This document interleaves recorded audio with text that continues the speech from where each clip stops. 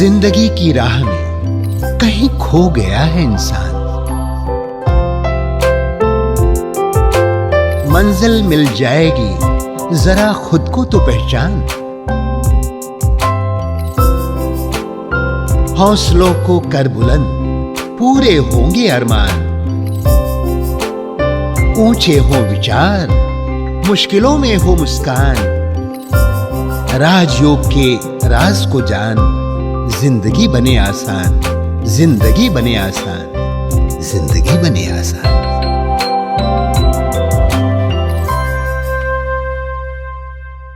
नमस्कार दोस्तों, स्वागत है आप सभी का हमारे प्रोग्राम जिंदगी बने आसान में। दोस्तों, हमारी पूरी सीरीज चल रही है माइंड बॉडी मेडिसिन के ऊपर। इसके बारे में बातें करने के लिए आज हमारे साथ फिर से जुड़े हैं गिरीश पटेल भाई जी, जो कि एक साइकोथेरेपिस्ट हैं। तो आइए उनसे इस जर्नी के बारे में और भी एक्सप्लोर करते हैं। ओम शांति भाई जी, वेलकम टू आवर शो। ओम शांति भाई जी, बहुत ही खूबसूरत सीरीज हमारी चल रही है माइंड बॉडी मेडिसिन के ऊपर। हमने कई सारी बातें पिछले एपिसोड्स में चर्चा की। अब मैं जानना चाहती हूँ भाई जी कि आप एक डॉक्टर हैं, आप साइंस के स्टूडेंट हैं और साथ ही साथ आपने साइंटिफिक वर्ल्ड को बहुत एक्सप्लोर किया है। तो आपने किस तरह से स्पिरिचुअलिटी को अपने ज़िंदगी का हिस्सा बनाया? Wonderful, great. या जी, प्रैक्टिकल क्वेश्चन ऐसे तो कि अगर मैं पहले का सोचूं जी कि भी जब छोटे थे, 8वीं 9वीं कक्षा में थे, तो भी आमतौर पर मानते थे जैसे सभी मानते हैं जी। परंतु जब मैं मेडिटेशन करने लगा तब वो है ना सीरियस क्वेश्चन आया। जी तब तक तो ना आम लोगों की तरह था कि भी नहीं, जब जरूरत है तो हमने माना कि भी एग्जाम है तो पूजा पाठ किया है, ऐसा भी थोड़ा कर लिया कि भी जिससे हमारा कंसंट्रेशन बढ़े, कुछ तो फायदा हो जाए। लेकिन जब मेडिटेशन करने लगे तब ये जो आप पूछ रहे हैं ना, सीरियस क्वेश्चन आया जी कि इज इट रियल और ये एक इल्यूजन है? क्या हम कल्पना की दुनिया में घूम रहे हैं कि ये सच है? राइट। तो मैंने काफी इसको ना एक्सप्लोर करने की कोशिश की अलग अलग तरीके से। एक तो ऐसे कि भी लोग क्या मानते, बिल्कुल। कि और साइंटिस्टों ने इसको क्या माना। फिर जो एक पूरी फील्ड है क्वांटम फिजिक्स, ओके। अगर आप फिजिक्स को देखो तो ना क्लासिकल फिजिक्स था जो न्यूटन के लॉज है ना। उसके बाद मैग्नेटिज्म आया और फिर आगे चल के ये 20वीं सदी की शुरुआत में क्वांटम फिजिक्स हुआ। ओके। कि जो फिनोमेनन काफी गहरी है। तो एग्जैक्टली क्या है ये क्वांटम फिजिक्स? भी क्वांटम फिजिक्स को अगर एकदम सिंपल वे में समझाना हो, जी, ये सिंपल सी बात है, परंतु इसके ऊपर तो नोबेल प्राइजेस मिले। Oh wow. कि एक एटम है वो पार्टिकल है या वेव है। ओके। तो आइंस्टाइन ने तो यही कहा कि ये पार्टिकल है। फिर नील बोर और साइंटिस्ट आए, पॉल डिरैक, इन लोगों ने कहा कि नहीं, ये पार्टिकल नहीं, ये वेव है। ओके। काफी इस पर डिबेट हुई, उस पर डिटेल में नहीं जाते हम जी। परंतु उस पर भी फिर मैंने थोड़ा सा यानी माइंड को अप्लाई किया जी। उन सब बातों को। और फिर एज अ डॉक्टर जब हम प्रैक्टिकल पेशेंट्स के साथ भी जो देखते थे ना, उससे जब मैंने साइंटिफिकली स्टडी की तब एक बात तो फिक्स हुई कि जो पिछले एपिसोड्स में भी हमने चर्चा की है जी। कि चेतना जैसी कोई चीज है, कोई भी आप नाम दो, आत्मा कहो, स्पिरिट कहो, रूह कहो, लेकिन हमारे में कोई तो एक नॉन मटीरियल एनर्जी है या ऊर्जा। हाँ, माइंड जो है वो ब्रेन का प्रोडक्ट नहीं है, या हमारे इमोशंस वो ब्रेन से प्रोड्यूस नहीं हो रहे है ना। अच्छा। वो ऑलमोस्ट लगा मुझे, स्टिल मैं बोल सकता हूँ कि इट इज 99.99% ऐसे, परंतु ऑलमोस्ट लग रहा है कि देयर इज समथिंग। ओके। फिर ये बात आई कि अगर भी ये है तो उसको सपोर्ट करने वाली भी कोई शक्ति चाहिए। राइट। ये कहीं ना कहीं उसका फंक्शनिंग जो है वो हमारी पूरी जिंदगी को चलाता है। तो वो पूरी ऊर्जा अगर सही डायरेक्शन में नहीं जा रही है तो आपकी पूरी जिंदगी सही डायरेक्शन में नहीं जाएगी। हाँ, यस यस। या तो ऐसे कि भी मैं हूं तो मेरे पिता होंगे, बिल्कुल। ये नहीं कहेंगे कि कौन है मेरे पिता, मालूम नहीं। बिल्कुल। तो आत्मा है तो कोई तो उसका सोर्स होगा, बिल्कुल। फिर नहीं जो भी नाम दो, फिर उसको अलग अलग परमात्मा, गॉड, जिहोवा, अलग अलग नाम दिए गए। जी। फिर और थोड़ा सा इसमें सोचने लगे, तब भी ऐसा लगा कि भी लोगों को भी सचमुच अनुभव हुए हैं कि भी कोई शक्ति हमारे साथ काम कर रही है राइट। ना। इस प्रकार के अनुभव हमको लोगों को हुए हैं ना, प्रैक्टिकल में आपने भी देखा होगा, भी डॉक्टर भी कहते हैं ना, अच्छे अच्छे डॉक्टर भी बोलेंगे जी। कि भी अभी ऑलमोस्ट भगवान के ऊपर छोड़ो ट्रू। ना। तो वहां पर भी तो कोई बात है। बिल्कुल। एक बार BARC में मेरा लेक्चर था और बड़े बड़े लोग थे, ऑलमोस्ट सेकंड थर्ड रैंक के, जी। और फिर मतलब हर एक मेरे लेक्चर में कुछ ना कुछ स्पिरिचुअल बात आती है। वो बिल्कुल। कौन सा विषय था याद नहीं, और फिर वो पूरा हुआ, फिर चाय कॉफी पीते हैं ना, जी। तो ऐसे फिर लोग चाय कॉफी पी रहे थे, तो जो भी सीनियर्स थे वो चर्चा कर रहे थे। तो चर्चा करते शायद सेकंड मोस्ट होंगे वहां के, जी। उन्होंने कहा कि आप जो बोल रहे हैं वो ऑल्दो हम डायरेक्टली उसको एक्सेप्ट नहीं करेंगे, अगर हमको कोई पूछे तो हम डायरेक्टली एक्सेप्ट नहीं करेंगे, राइट। परंतु वो हम लोग भी एक्सेप्ट करते। वाओ। उन्होंने उदाहरण, मतलब वो इंटरनली उस चीज को बिलीव करते हैं, लेकिन वो चीज को वो प्रूफ मतलब दुनिया को नहीं बता सकते कि भाई मैं इसको मानता हूँ नहीं, वो करके। कहते कि हमारी बिहेवियर, उन्होंने एक उदाहरण दिया, वो भी थे, दूसरे लोग भी वहां पर सीनियर लोग खड़े थे, उनके सबके बीच में उन्होंने बोला कि देखो भी हमारी बिहेवियर इसको प्रूव करती है। ओके। वो कहने लगे कि भी उनका एक प्लांट था, नहीं जिसको स्टार्ट करना था, कहते ऑलमोस्ट शायद प्राइम मिनिस्टर भी आ गए थे तब अच्छा। वो स्टार्ट करने के लिए, लेकिन वो प्लांट स्टार्ट नहीं हो रहा था। कहते कि it was a real issue कि अभी ये प्लांट स्टार्ट नहीं हो रहा है। बिल्कुल। तो कहते सचमुच है ना, लोग नारियल लेकर के आए, कुछ किया, पूजा पाठ किया कि ये प्लांट स्टार्ट हो जाए ना। मीन्स कि internally we believe in some spiritual energy, absolutely. है ना। और एक बात भी, ये तो फैक्ट है, जब चंद्रयान गया, है ना, मंगलयान भी जब गया, जी। तो तब उसके जो मॉडल्स थे ना, जी। प्रैक्टिकली उसके मॉडल्स को नजदीक के मंदिर में ले जाते थे। अच्छा। इट इज अ फैक्ट, उन्होंने एक्सेप्ट किया है। ओ। इट इज अ, मतलब ये क्या बोलेंगे, डॉक्यूमेंटेड फैक्ट है कि मंदिर में ले जाते थे और एक भी भगवान की उन पर कृपा हो ताकि ये हमारा मिशन सक्सेसफुल हो।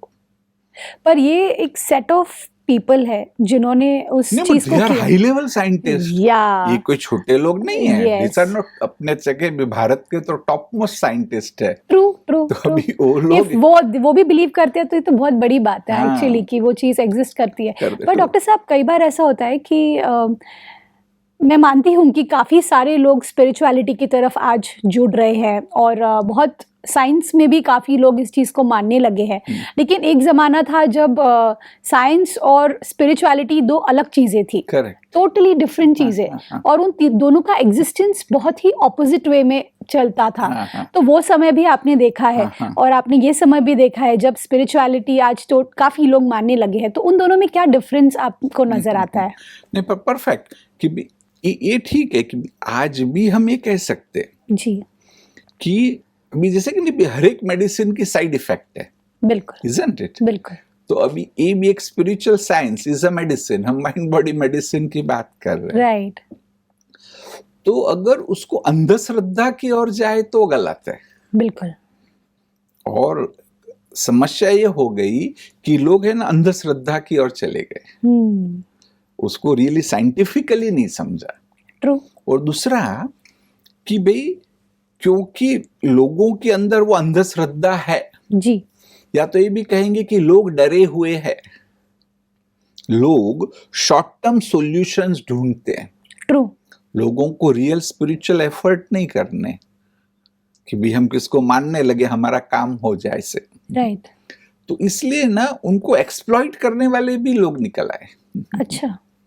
कहीं ऐसे लोग आज हम देखते हैं कि भी जो आम जनता को एक्सप्लॉइट भी कर रहे हैं, ऐसे बहुत सारे उदाहरण है, किसका नाम नहीं देना चाहिए। जी। तो वहां अभी ये जो दोनों का डिमार्केटिंग लाइन है ना, उसको समझना है ठीक से। ओके कि भी अंधश्रद्धा नहीं परंतु श्रद्धा होनी चाहिए। जी और अभी श्रद्धा क्या है ना, एक तो स्पिरिचुअलिटी ऐसे देखो, मैं आपको और एक उदाहरण बताता हूँ जी ना। ऐसे एक बार चर्चा हुई, एक नास्तिक व्यक्ति और एक आस्तिक व्यक्ति। वो नास्तिक व्यक्ति है ना कि वो साइंटिस्ट था, ओके उसने बोला कि नहीं नहीं ऐसा कुछ भी नहीं है, ये सब साइंस है। हाँ। फिर उसने बोला अच्छा ठीक है, आप मेरे घर पे आना। उनके घर पे गया तो वहां पर ना बहुत अच्छा एक कुछ तो स्पेस का या तो कुछ स्पेस शटल का मॉडल था, जी है ना, एक अच्छा सा मॉडल वहां लाए होंगे कुछ तो सिखाने के लिए। तो फिर उन्होंने देखा और बोला अरे वाह इतना अच्छा ये मॉडल है, किसने बनाया? तो बोला किसने नहीं। अच्छा वो आस्तिक नास्तिक व्यक्ति ने बोला ये किसने बनाया? जी तो उसने बोला किसने नहीं। तो उसने पूछा जो नास्तिक था किसने तो बनाया होगा, इम्पॉसिबल है। किसने नहीं बनाया, तो इतना अच्छा मॉडल ऐसे ही थोड़ी आसमान से गिरा। एग्जैक्टली हाँ तो उसने बोला एग्जैक्टली मैं तुमको यही बताना चाहता हूं कि ये वर्ल्ड इतना ऑर्डर में चल रहा है ना, एक कैओस नहीं है। राइट ये वर्ल्ड इतना ऑर्डरली चल रहा है तो कुछ तो फोर्स उसके पीछे है। वाओ ये डिफरेंट क्वेश्चन है कि हमको मालूम नहीं, बिल्कुल आज भी हमें पूरा मालूम नहीं, और मैं भी एक्सेप्ट करता हूं बिल्कुल कि 100% शायद हमको मालूम नहीं, राइट परंतु कोई तो शक्ति है। दूसरा एक उदाहरण कि एक बार है ना आस्तिक और नास्तिक दोनों के बीच में बहुत चर्चा हुई, जी है ना। दोनों ने अपने अपने तर्क दिए कि भाई आस्तिक ने कहा नहीं भगवान है, ये कारण भगवान है। नास्तिक ने कहा यह कारण कि भगवान नहीं है। कहते कि वो 3 दिन तक वो चर्चा चली, और 3 दिन के बाद क्या हुआ मालूम है? जी वो जो नास्तिक था है ना, वो ये मतलब यूरोपियन कंट्रीज में हुई है, जी तो इसलिए वो जो नास्तिक व्यक्ति था वो चर्च में गया अच्छा और उसने भगवान के सामने हाथ जोड़ के कहा कि अरे मेरी गलती थी अभी तक कि मैं तुमको नहीं मानता था। ओ वाओ और कहते हैं कि जो आस्तिक था उसने सारे अपने धर्म ग्रंथ फाड़ दिए। तो मतलब ये थोड़ा कंफ्यूजिंग है बिकॉज नहीं, इसकी बात है कि चर्चा का कोई अंत नहीं है। यू राइट ये जो उदाहरण ऐसा है कि स्पिरिचुअलिटी सच एरिया, वहां चर्चा आप करने जाएंगे ना तो उल्टा हो जाएगा कहीं। जैसे ये उदाहरण में है जी जी कि नास्तिक आस्तिक हो गया, आस्तिक नास्तिक हो गया, डिस्कशन करते करते। बिल्कुल डॉक्टर साहब यहाँ पर एक्सपीरियंस की बात नहीं, मतलब ये जो साइंस है ना, जी भले हमें साइंटिफिकली भी समझना है, मैं नहीं बोल रहा हूँ कि खाली मानो, जी इसमें तर्क को जरूर लगाना है ना, बिल्कुल तर्क को लगाना ही है। और फिर एक अप्रोच ऐसा कि भी दिखता नहीं है उसका मतलब नहीं कि ये नहीं है। राइट आज देखो बहुत सारे रेज है वो हमको दिखते नहीं है। एब्सोल्युटली देखो हर व्यक्ति एक्सरे कराता है बिल्कुल ना, हम कुछ क्वेश्चन नहीं करते, लेकिन एक्सरे कहाँ दिखता है? ट्रू इन आंखों से एक्सरे दिखाई नहीं देता है, तो उसका मतलब ये नहीं कि नहीं है, जी उसकी एप्लीकेशन हमारे सामने है। जी हाँ, आप कुछ पूछ रहे थे? जी एक्सरेज और ये जो अल्ट्रासोनिक रेजेस वगैरह जो होते हैं ये सब हमें दिखाई तो नहीं देते मगर वो एग्जिस्ट करते हैं। तो आप जैसे बात कर रहे हैं स्पिरिचुअलिटी की, तो हम उसे एग्जैक्टली माने कैसे? क्योंकि अगर जो चीज़ दिखाई नहीं दे रही, जो चीज़ आप प्रूव नहीं कर सकते, वो चीज़ को आप बोल कैसे सकते हैं कि हम उसे माने? जी जी, और थोड़ा डीप जाना पड़ेगा। एक तो जो मैंने वो बोला जी कि भाई एक्सरे दिखाई नहीं देते, लेकिन उसकी एप्लीकेशन आज हमारे सामने है। जी आज पहले कितने लोग मर रहे थे, भी टीबी है मालूम नहीं पड़ता था, अभी एक्सरे से आपको मालूम पड़ता है, बिल्कुल है ना, और हम जाने बचा सकते हैं लोगों की।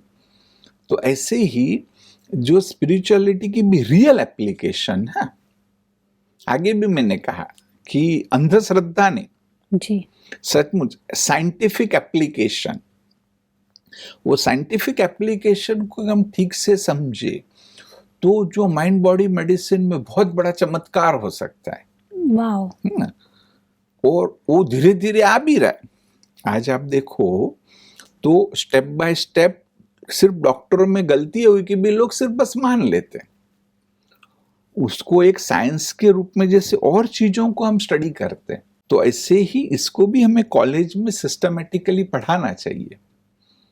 और जैसे भी हमने साइंस की बात कही, तो जो पहला आपका प्रश्न था, फर्स्ट क्वेश्चन, कि भाई कैसे मैंने समझा, मेरा जो फेथ है ना वो गहरा कहाँ से हुआ, क्वांटम फिजिक्स से। क्योंकि सचमुच क्वांटम फिजिक्स की ऐसी बहुत सारी चीजें हैं कि जो समझ में नहीं आती है जी। अभी मुझे नाम याद नहीं आ रहा है, एक नोबेल लॉरिएट है जिनको क्वांटम फिजिक्स में नोबेल प्राइज मिला है। उन्होंने खुद ये कहा है कि मैं क्वांटम फिजिक्स को नहीं जानता हूं, कोई क्वांटम फिजिक्स को नहीं समझता है।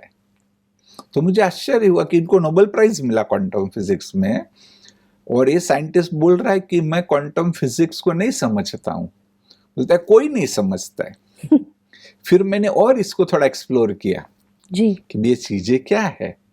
फिर और थोड़ा एक्सप्लोर किया तो और एक साइंटिस्ट का कोटेशन मिला। उन्होंने ये कहा इसी बात को लेके कि इन्होंने जो कहा कि भाई मैं क्वांटम फिजिक्स को नहीं समझता हूं, भले मुश्किल है कि इनको अप्लाई करे तो क्वांटम फिजिक्स को समझना बहुत मुश्किल नहीं है, परंतु क्वांटम मैकेनिज्म को एक्सेप्ट करना मुश्किल है।